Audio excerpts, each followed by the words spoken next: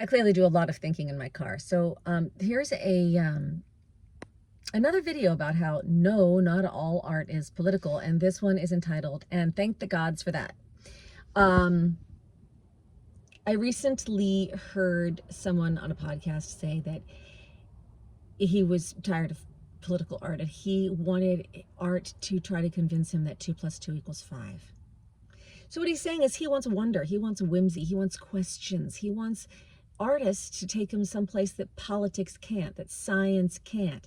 It's a very unique thing, art. It's not the same as politics. So no, not all art is political. So I know we've all seen this very edgy political art. It's pretty common. It's either a drawing or a painting of a dollar bill, or maybe an actual dollar bill collaged in, and it says, "Fuck capitalism." And the artist thinks he's making a statement, a very important political statement, and he thinks he's being very edgy, even though everyone in his peer group would agree with him and cheer him on. It's, you know, he thinks he's brave, but he's really, he's not bucking anything around him. He's not challenging anything around him. He's not challenging you, the viewer. And he thinks that he has put politics into his art, when all he's really done is put politics on a wall. I mean, he's put a slogan on a wall. He's a sign painter. He's a pamphleteer, right? So, we want our art to do something more than that. And especially because, artists, people get really frustrated with people who say artists should stay in their lane. But honestly, I know I've witnessed far too many artists who have a political point of view that they clearly have not thought through very well. I know one artist who told me he understands if an idea is a good one or not, depending upon what politician holds that opinion. So if a politician in the party that he has aligned himself with, which is usually just out of style,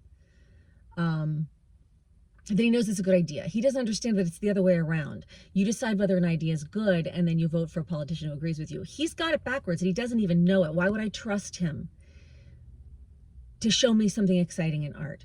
I had another conversation with a musician who was talking about capitalism sucks, and we need to tear down the whole system. Get rid of capitalism.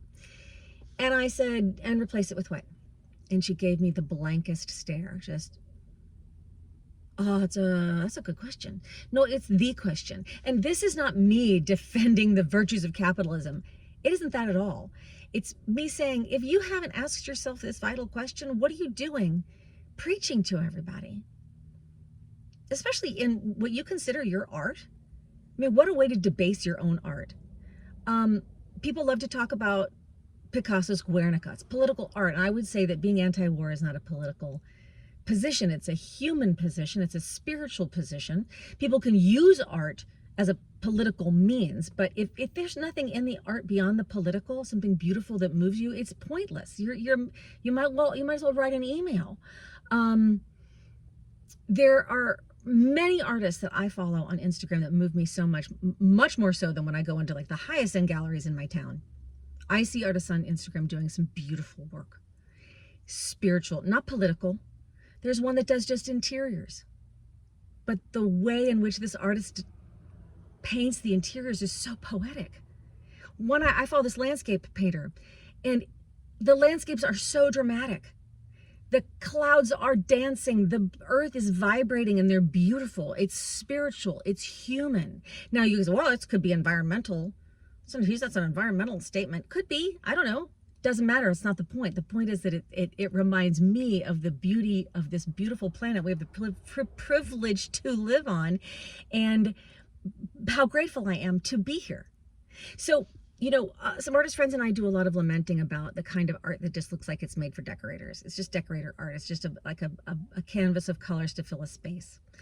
And people, if there is a certain type of artist who has figured out, often a woman, makes very feminine art. They figured out what sells, and it's like seafoam green and blue and botanical cutouts and this, and they know that designers will buy them, and so they keep making them, and designers keep buying them, and there's nothing wrong with that.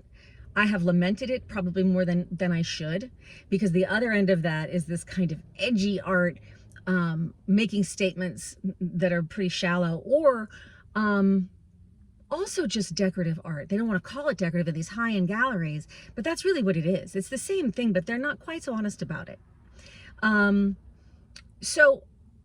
But neither of those really appeals to me. I want to see art where the artist has a passion for a theme or a subject and follows that, and makes me ask questions, makes me hear the questions they're asking. They're not giving me a statement. Statements they're billboards, right? So where am I going with all this? I guess I'm simply saying no, not all art is political. And I would venture to say that the art that is political is probably not art. It's a bold statement, I know, very general. But that's what that is.